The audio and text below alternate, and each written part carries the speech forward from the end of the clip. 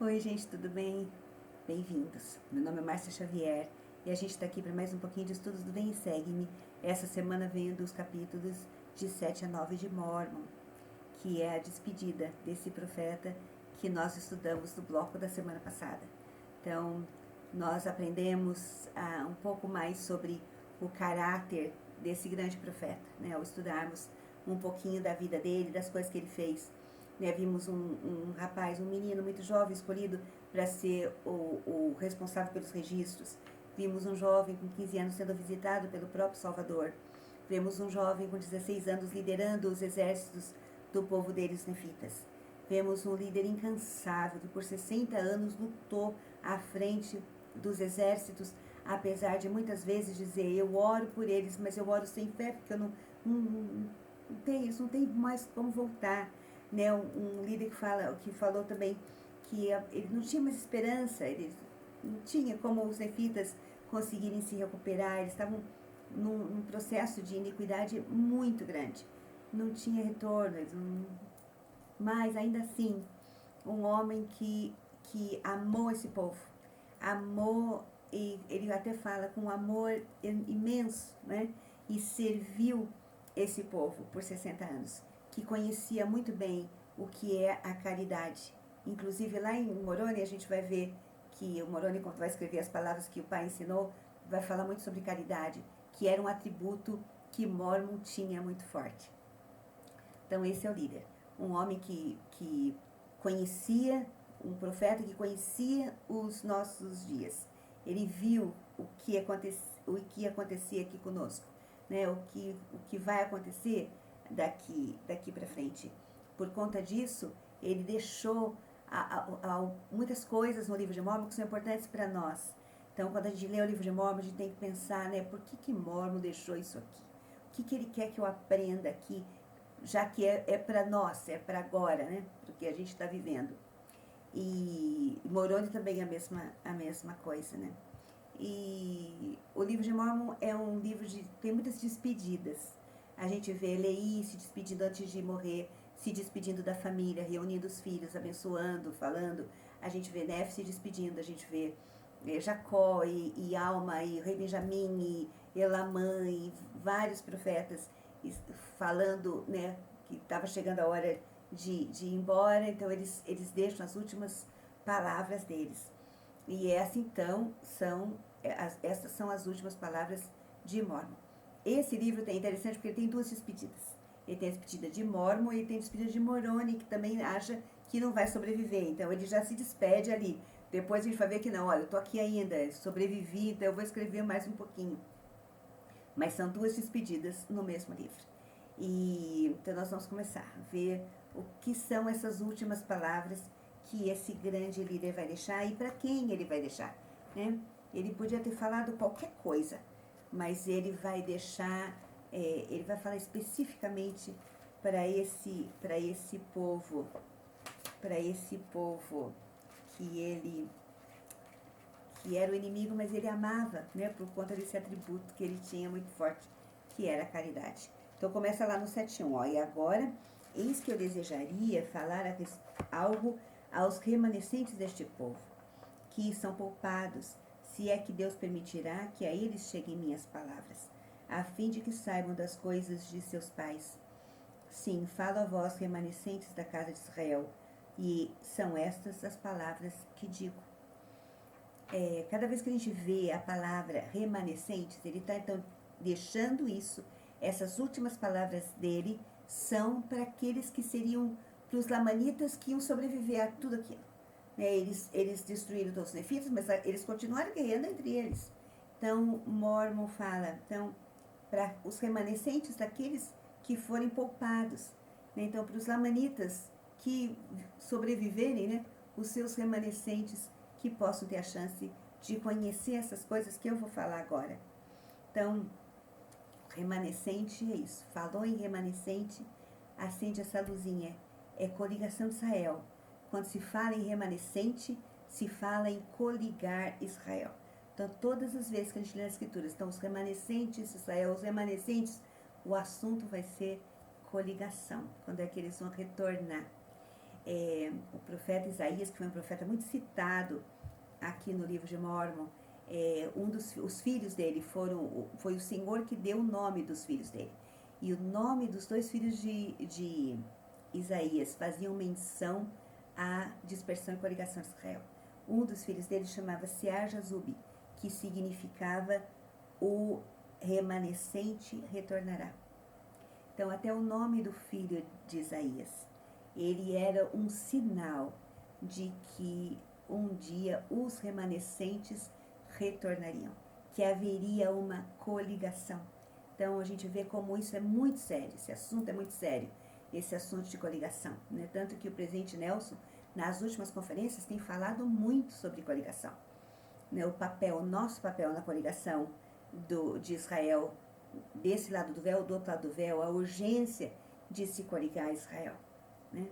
Então, a gente vê que até profetas tiveram filhos cujo nome lembrava dessa missão que é juntar Israel, coligar Israel. E Mórmon vai falar sobre esses remanescentes, os lamanitas, esses remanescentes. Então, a primeira coisa que ele quer que eles saibam, um dia, quando eles tiverem a chance de lerem e terem esse material, esses registros, ele quer que eles saibam a primeira coisa, que vós, né, que sois da casa de Israel. Então, lembra disso. Vocês são da casa de Israel. Sendo da casa de Israel, existem bênçãos específicas, particulares, bênçãos que são para vocês, que vocês têm direito, né, por serem da casa de Israel. Então, são bênçãos que o Senhor preparou para esse povo, para essa família, né, que foram os descendentes de Abraão. Esse convênio feito com Abraão, vocês têm direito a essas bênçãos, porque vocês são da casa de Israel. E ele continua: sabei que vos deveis arrepender, ou não poderão ser salvos. Então, o que precisa aqui? Então, a primeira coisa que eles tinham que fazer, saber que são descendentes, são parte da casa de Israel. Segundo, se arrepender. Terceiro, lá no 4, sabeis que deveis abandonar vossas armas de guerra, não mais vos deleitar com derramamento de sangue, que não deveis pegá-las novamente, a não ser que Deus vos ordene. Parem de brigar, né? Isso vocês têm que fazer, parem de brigar, né? Chega, né? Basta de toda essa guerra.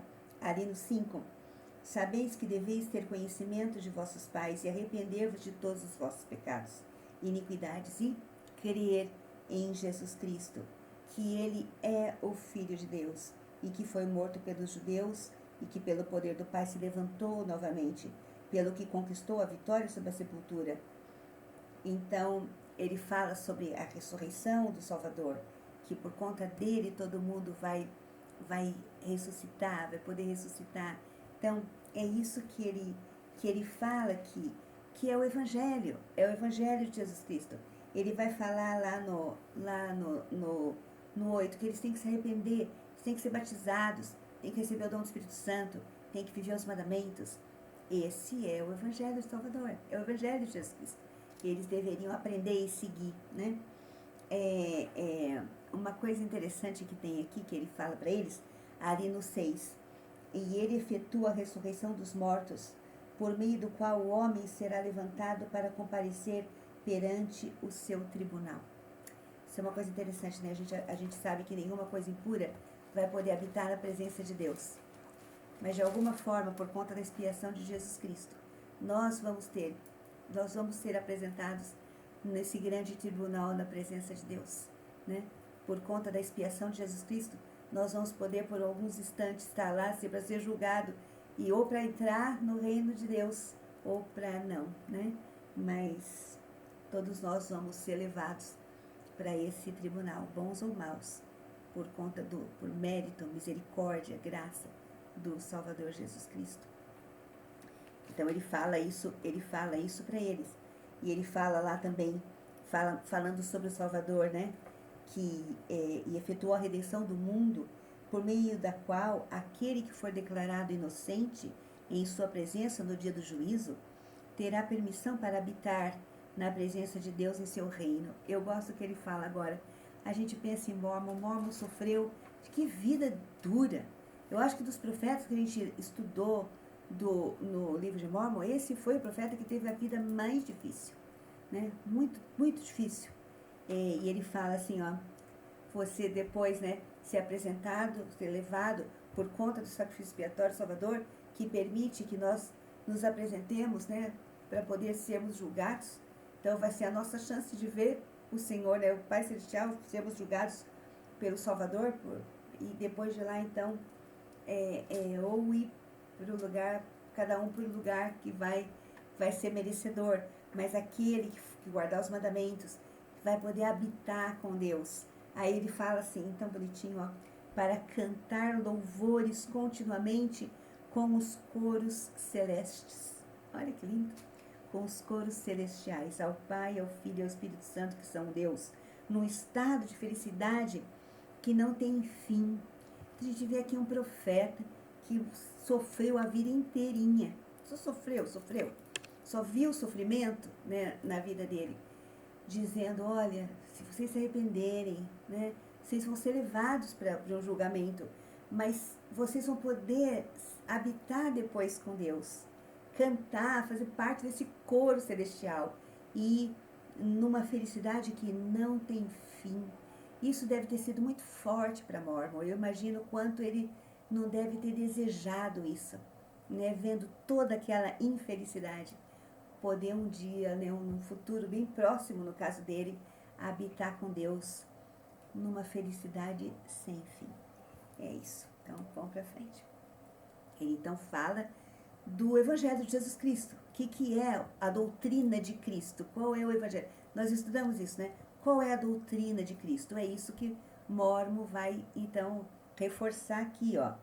Portanto, arrependei-vos e sede batizados em nome de Jesus e apegai-vos ao Evangelho de Cristo, que vos será apresentado não somente nesse registro, mas também no registro que chegará aos gentios vindo dos judeus. Registro esse que virá aos gentios para vós.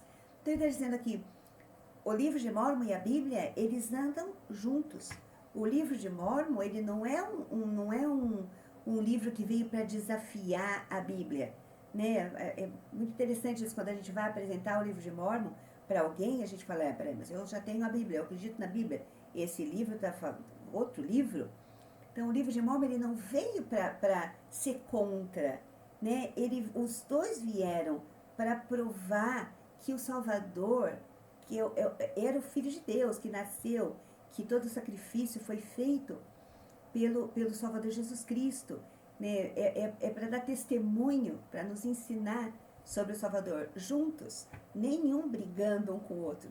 Então, tanto a Bíblia quanto o livro de Mórmon, eles são dois livros que andam juntos, e Mórmon fala aqui, né? Ele fala aqui. Então, o registro escrito lá pelos judeus, né? Eu espero que vocês também recebam, assim como esse aqui. Pois eis que é escrito com o propósito de acrediteis naquele. E se acreditardes naquele, né? Então, se você acredita lá na Bíblia, você vai acreditar nesse também. Então, olha que interessante que ele fala. Então, não é porque eu acredito na Bíblia que eu não posso acreditar no livro de Mórmon, ou porque eu acredito no livro de Mórmon, eu não posso acreditar na Bíblia. Então, ele fala assim, ó, esse aqui, o livro de Mórmon, foi feito para que você acredite naquele, para que você acredite na Bíblia. Olha que interessante, né? E se acreditardes neste, né, no livro de Mórmon, sabereis o que se passou com vossos pais, e também as maravilhosas obras que entre eles foram realizadas pelo poder de Deus. E sabereis também que sois um remanescente da semente de Jacó. Por conseguinte, sois contados com o povo do primeiro convênio. Vocês são descendentes de Abraão. É isso que ele está dizendo aqui para eles. E ele então termina, né, que se crerdes em Cristo e fortes batizado, primeiro com água, depois com fogo, com o Espírito Santo, seguindo o exemplo de nosso Salvador, conforme o que ele nos ordenou, tudo estará bem convosco no dia do juízo. E assim ele termina. Então, em resumo, o que Mórmon está dizendo para eles? Eu espero que vocês recebam essas coisas, né? Que vocês tenham conhecimento disso, da história dos pais de vocês, tudo que o Senhor fez, todos os convênios, os milagres feitos aqui. E esse livro vai ajudar vocês a acreditarem naquele que é a Bíblia, onde também tem os convênios que o Senhor fez lá com Israel, com a casa, né, com então, o registro dos judeus, né, que conta os convênios que o Senhor fez lá com os judeus, então, e a casa de Israel. Então, esses dois andam juntos. Então, que vocês conheçam os dois e cumpram a doutrina de Cristo, que é se batize, arrependa, batiza, recebe o Espírito Santo e segue o exemplo do Salvador, ou seja, persevere até o fim. É isso. E assim Mormon, então, nos deixa. E vem o filho dele, Moroni, que dá um aperto no coração quando ele começa a contar aqui, né? Ele fala lá que ele, então, termina o registro que o pai dele escreveu e que ele está sozinho depois daquela última batalha. Ele fala no 3, e meu pai também foi morto por eles, e eu fiquei sozinho para escrever a triste história da destruição do meu povo. Mas eis que eles se foram, e eu cumpro a ordem do meu pai, e se irão matar-me? Não sei. Tá ali Moroni sozinho. Gente, que triste, né? Acho que a solidão é uma coisa muito triste, né? Não tem ninguém, você não tem ninguém para conversar, para falar, tem que se esconder, né? Porque você pode ser morto a qualquer hora. E ele fala, não sei se eu vou morrer, se não vou morrer, eu estou aqui, mas vou continuar a fazer a minha parte aqui, né? Então ele continua lá que não importa onde ele vai. Eu estava lendo outro dia, o profeta Elias teve uma experiência assim também, que ele estava muito sozinho, deitou embaixo de uma árvore, dormiu, aí um anjo aparece para ele, toca nele e fala assim, olha, Elias, toque, come esse pão, né? Bebe aqui, porque mas a hora descansa mais um pouquinho, porque o que você tem para fazer, que ele fala assim, Senhor, cansei, eu vou sentar aqui, eu quero morrer, cansei de tudo isso aqui. E aí vem o anjo e fala assim, não, come um pãozinho, toma uma aguinha, dorme um pouquinho, mas você tem muito ainda que fazer. E me parece muito isso aqui, Moroni. Não sei se vou morrer, eu tô aqui sozinho, eu não sei o que vai acontecer. E eu acho que o Senhor deve ter tocado o coração dele e falou, não, calma, descansa um pouquinho, você tem ainda mais coisas para fazer, né? E ele então fala sobre o registro do pai, né? Que ele ia terminar, 400 anos se passaram desde a vinda do Salvador, e lá no 7, ele diz que eis que os lamanitas perseguiram meu povo, os nefitas, de cidade em cidade, de lugar em lugar, até não restar mais um sequer. E grande foi a sua queda. Sim, grande e assombrosa foi a destruição de meu povo, os nefitas. Eu até escrevi ali, no grande e assombrosa foi a queda, porque isso me fez lembrar da grande obra, a grande e assombrosa obra, né? Uma obra maravilhosa e um assombro que seria feita para esses remanescentes, para resgatar esses remanescentes da casa de Israel, que foi a restauração do Evangelho. Aí ele diz aqui, lá no 10, que a iniquidade era tanta que ninguém há que conheça o verdadeiro Deus, a não ser os discípulos de Jesus, que permaneceram na terra até a iniquidade do povo, até que a iniquidade do povo se tornou tão grande que o Senhor já não lhes permitiu permanecer com o povo. Aí ele diz que esses discípulos visitaram ele e o pai, e ministraram e ajudaram, né? Então, ele fala aqui, agora ele vai começar a falar sobre as placas, sobre o que vai acontecer com aquele registro que ele está fazendo. E ele diz assim, lá no 14, eu sou o mesmo que esconde esse registro para o Senhor.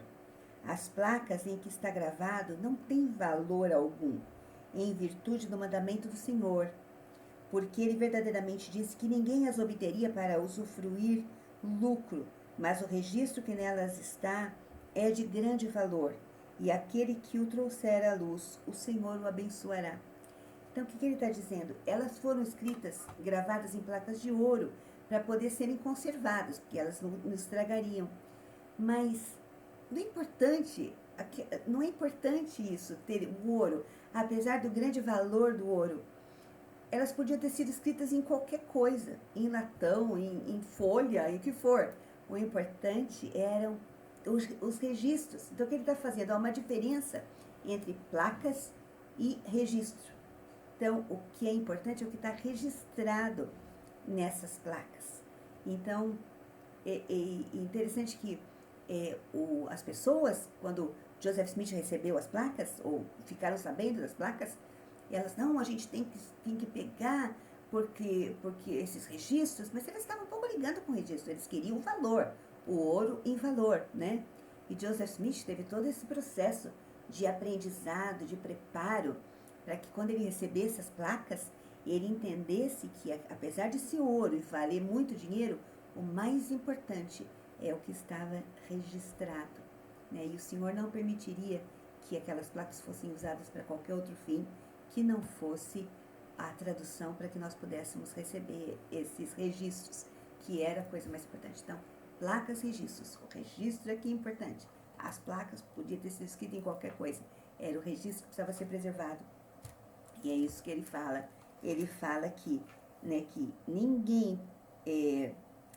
pois ninguém terá poder para trazê-lo à luz, a não ser que lhe seja dado por Deus, pois Deus quer que isso seja feito com os olhos fitos em sua glória, ou em benefício do antigo e há tanto tempo disperso povo do convênio do Senhor. Aqui a coligação era para esse fim, para poder trazer esse povo de volta, né?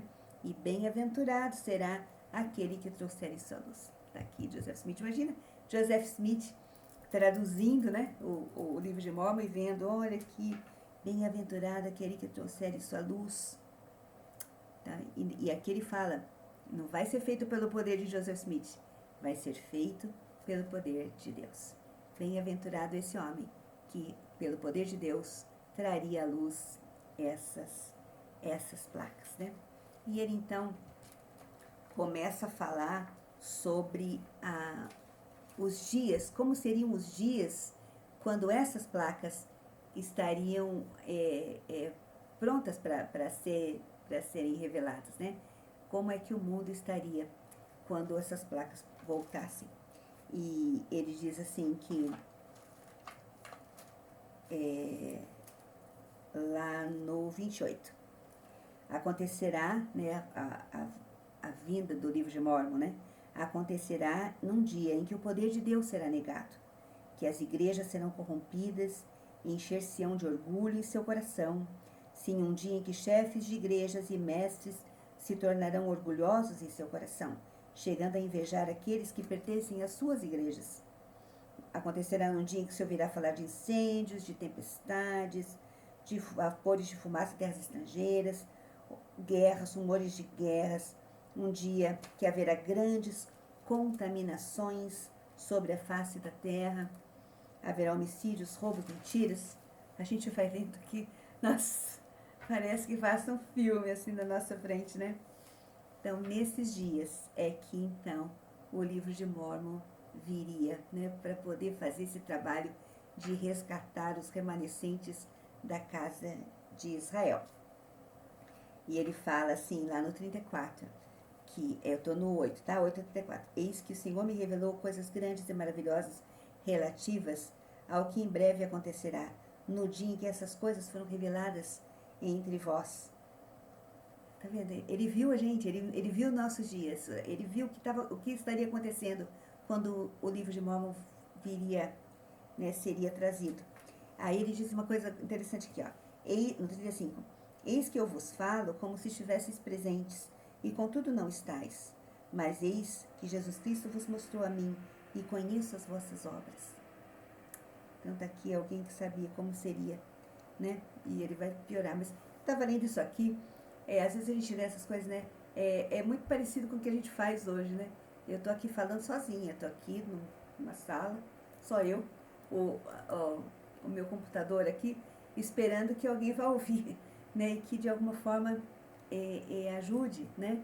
Então, imagine Moroni lá sozinho, olhando para as placas e falando: espero que um dia vocês ouçam, né, vejam toda essa grandiosidade, todas essas coisas que foram escritas aqui. Né? Eu não estou presente, mas é como se eu estivesse. Então, quando a gente lê o livro de Mormon, parece que esses personagens, eles ganham vida, né? Como se eles estivessem presentes. Mas ele continua ali falando sobre as pessoas que queriam ler o livro de Mormon, ou as pessoas nessa época, né? Para a qual o livro de Mormon precisaria vir.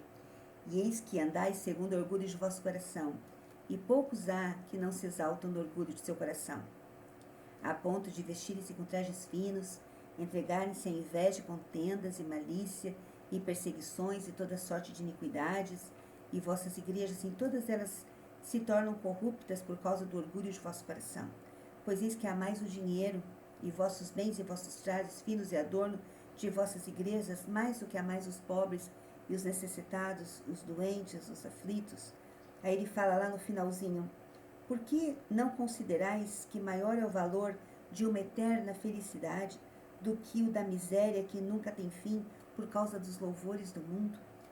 Então ele fala sobre isso, que no dia, quando ele viu nossos dias, ele viu isso aqui, né? O orgulho, ele viu as perseguições, a malícia, essa coisa de louvor do mundo, muito mais do que a felicidade de ajudar alguém.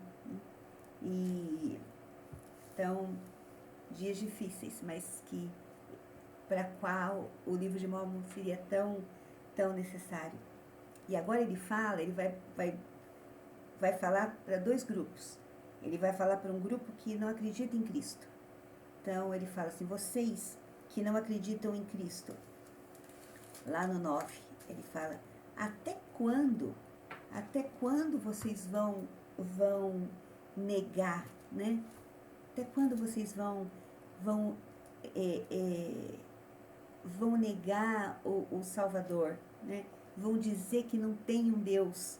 Aí o 3 ali: negareis então por mais tempo Cristo, ou podereis contemplar o Cordeiro de Deus?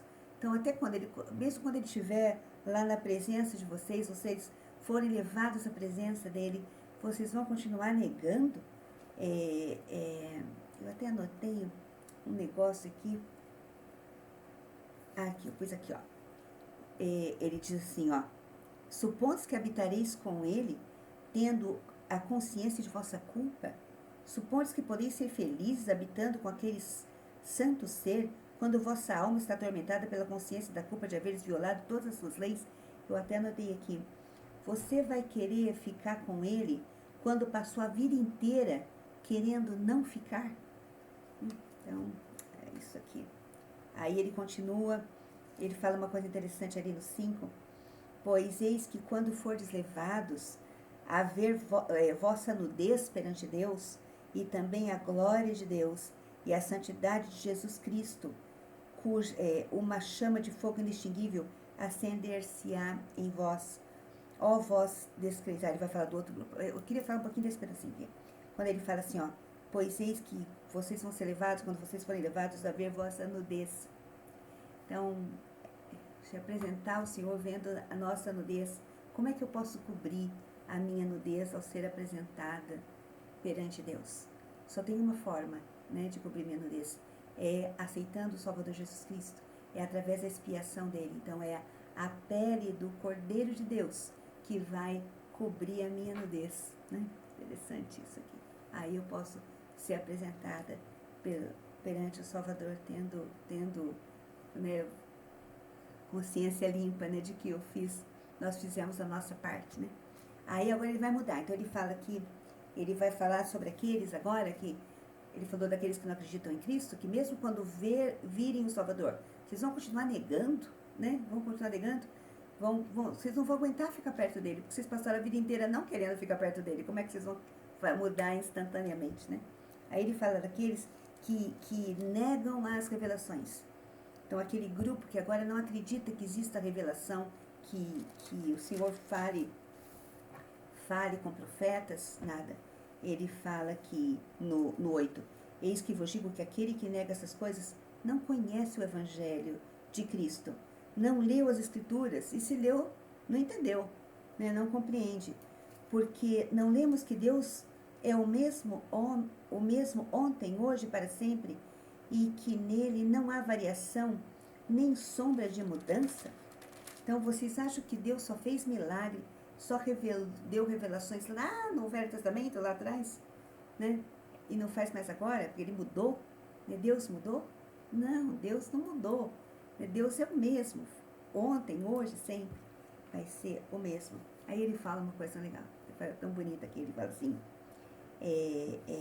se imaginaste um Deus que varia e no qual há sombra de mudança, então imaginastes um Deus que não é um Deus de milagres. Então agora eu vou mostrar para vocês esse Deus de milagres, que existe um Deus de milagres, e é o que eu agora vou apresentar para vocês. E ele fala no 11, mas eis que eu vos mostrarei um Deus de milagres, sim, o Deus de Abraão e o Deus de Isaque, o Deus de Jacó, e é o mesmo Deus que criou os céus e a terra e todas as coisas.